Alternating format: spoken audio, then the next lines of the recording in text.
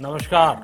कृपया ध्यान दीजिए, ये वीडियो का उद्देश्य सिर्फ आपका मनोरंजन है। मैं किसी प्रकार से ये नहीं कह रहा कि भूत एग्जिस्ट करते हैं या नहीं करते हैं। आप भूत में बिलीव करते हैं, आपकी मर्जी, नहीं करते हैं आपकी मर्जी। भाई तुम्हारी जिंदगी है, जो मर्जी करो। यह सिर्फ एक स्टोरी है जो मैंने सुनी तो मैं आपको सुना रहा हूँ। धन्यवाद।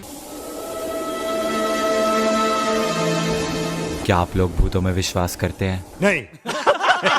अच्छी बात है, मैं भी नहीं करता।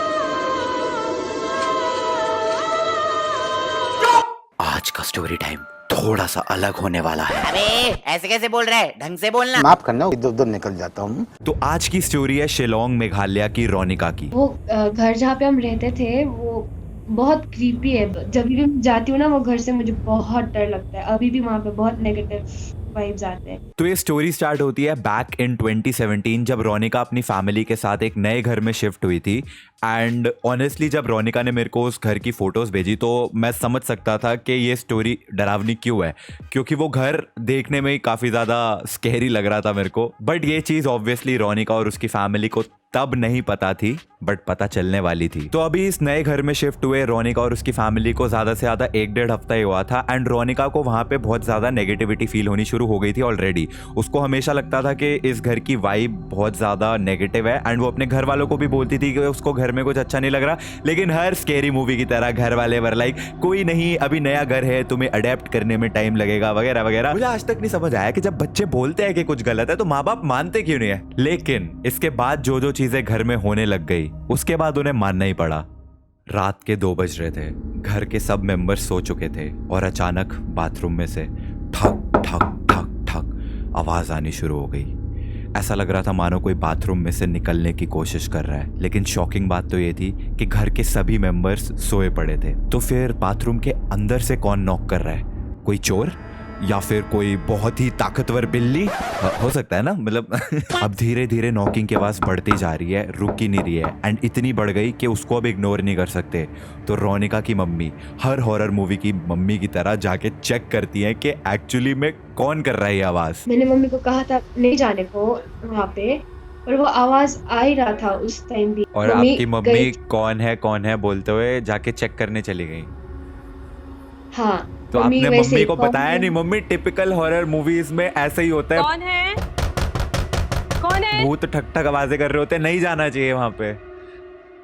मम्मी जब वापस आई थी मैंने तब उन्हें कहा था कि मम्मी आप क्यों बॉलीवुड मूवी की मम्मी की तरह बन रहे हो? हाँ, क्यों आपको एग्जैक्टली। एकदम दिखना है? तो वहां पे एक्चुअली में कुछ हुआ था। मम्मी ने दरवाजा खोला नहीं, क्योंकि अंदर ही अंदर मम्मी भी डरी हुई थी। फिर सही है। लेकिन ये तो भूतियापंती की सिर्फ स्टार्ट थी। इसके बाद तो चीजें और ज्यादा अजीब अजीब होने लग गई।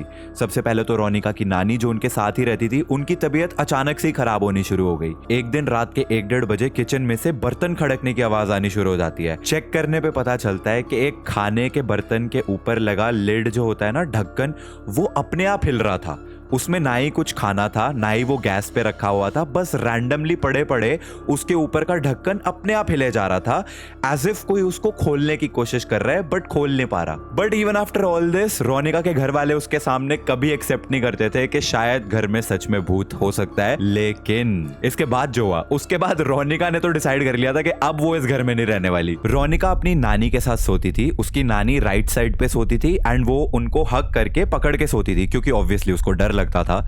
लेकिन एक दिन सोते सोते करवट लेने के लिए रोनिका लेफ्ट की तरफ घूमी एंड उसको ऐसा लगा कि उसने किसी को टच किया है। वहां पे कोई था, वो कोई ब्लैंकेट नहीं था, but what was it?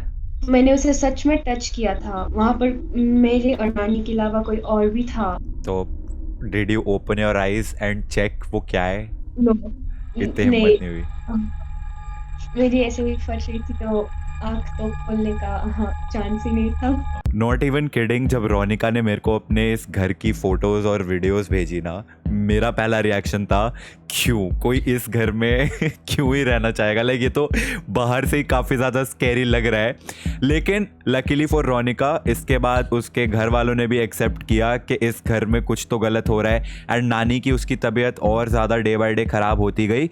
And इस वजह से फाइनली फर्स्ट लॉकडाउन से पहले they shifted to a new house. अब शिफ्ट होने के बाद रोनिका की मम्मी और नानी ने भी रोनिका के साथ अपने भूतिया इंसिडेंट्स शेयर करे, जो कि वो पहले इसलिए नहीं नहीं बताते थे क्योंकि बच्चे डर जाएंगे उसकी मम्मी ने बताया कि कई बार सोते हुए उनको बेड के आसपास शैडोज दिखी हैं। एंड उसकी नानी ने तो एक बहुत ही फनी इंसिडेंट बताया कि कई बार रात के टाइम पे कोई उनसे खाने को मांगता था, कोई बंगाली में उनको कहता था कि खाना दे दो, जिस पे उसकी नानी क्या रिप्लाई करती थी तुम खुद ही सुन लो। हमेशा उनके सपने में सपने में अब पता नहीं क्या था, पर उन्हें हमेशा से कोई उन्हें बोलता था कि कुछ खाने को दो, कहते थे बंगाली में कुछ खाने को दो।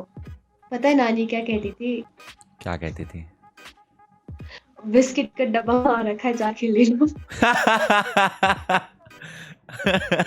सीरियसली आपकी नानी भूत को कहती थी बिस्किट का डब्बा वहां पड़ा है, खुद जाके खा लो। पता नहीं, मम्मी भी हमेशा पूरा बॉलीवुड टाइप का है। मम्मी कहती थी कौन है, करने करके जाती है, नानी कहती है डब्बा रखा है, ले लो। भूत भी गजब बेइज्जती है। नानी भूत को कह रही है, भूत को वहां पे पड़ा खाने का डब्बा जाके खा लो। ओके, नानी OP in the chat guys. Anyways, jokes aside, तो नए घर में शिफ्ट होने के बाद चीजें बेटर होने लग गई। रोनिका की नानी की तबीयत धीरे धीरे अपने आप इंप्रूव होने लग गई। एंड कुछ टाइम के बाद रोनिका अपने पुराने नेबर से मिली, जिन्होंने रोनिका को उस भूतिया घर की स्टोरी सुनाई। तो नेबर वाले भैया को हम इस वीडियो के लिए बुलाएंगे छिपकली भाई। तो छिपकली भाई ने बताया कि अ फ्यू इयर्स बैक उस घर में एक बंगाली अंकल रहते थे। एंड क्योंकि मेघालय एक फ्लड प्रोन एरिया है, फ्लड्स वाले टाइम पे खाना ना मिलने की वजह से उन बंगाली अंकल की वहां पे डेथ हो गई थी ड्यू टू स्टारवेशन। 3 दिन तक उनका डेड बॉडी वहीं पे था।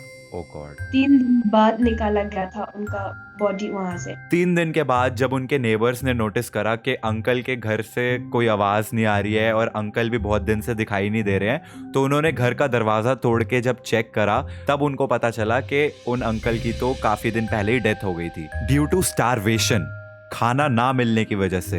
एंड रोनिका की नानी ने कई बार ये बात बोली थी कि उनसे रात में कोई खाना मांगता था। एंड किचन में भी खाने के बर्तन खड़कना। तुम समझ रहे हो मैं क्या कहने की कोशिश कर रहा हूँ? Don't you think it all make sense? अच्छा, छिपकली भाई ने ये भी बताया कि रोनिका की फैमिली के शिफ्ट होने से पहले उस घर में एक आंटी शिफ्ट हुई थी जो कि बहुत हेल्दी थी, लेकिन विद टाइम उनकी तबीयत खराब होती गई एंड शी पास्ड अवे। इसके बाद रोनिका की फैमिली आई एंड वो लोग चले गए। एंड उनके बाद एक हैप्पीली मैरिड कपल शिफ्ट हुए उस घर के अंदर। उनका एक बेबी हुआ और बेबी बॉर्न होने के 1 हफ्ते के अंदर अंदर लड़के ने छोड़ दिया घर। ही जस्ट लेफ्ट। सो बेसिकली उस घर में जो भी रहा, आपसे पहले जो मणिपुरी आंटी रहती थी, फिर आप लोग आए, आपकी नानी की तबीयत खराब होने लग गई, फिर आपके बाद जो कपल वहां पे रहने आए वो उनका तो स्प्लिट ही हो गए शायद। तो कुछ तो उस घर में ऐसी दिक्कत है। हाँ, घर में दिक्कत है। द कर्स्ड हाउस, ये अच्छा टाइटल है वीडियो के लिए। अच्छा, छिपकली भाई ने एक और बात बताई रोनिका को, विच आई डोंट नो वो सच है या नहीं है, वो तुम लोग डिसाइड करना। तो छिपकली भाई ने बताया कि कई बार उन्होंने भी उस घर में से पायल की आवाज सुनी है, छन छन छन पायल की आवाज आते हुए सुनी है, which I don't think makes sense, क्योंकि अगर वहां पे भूत एक अंकल का था तो पायल की आवाज। भैया लोगों को से कुछ पायल वाला कुछ फीमेल का आता था, पर मैंने हमेशा वो घर पे कोई अंकल। तुम्हें लगता था कि कोई अंकल है, लेकिन किसी भैया जो तुम्हारे थे उनको लगता था कि एक पायल की भी आवाज आती रहती है, मतलब कोई फीमेल थी।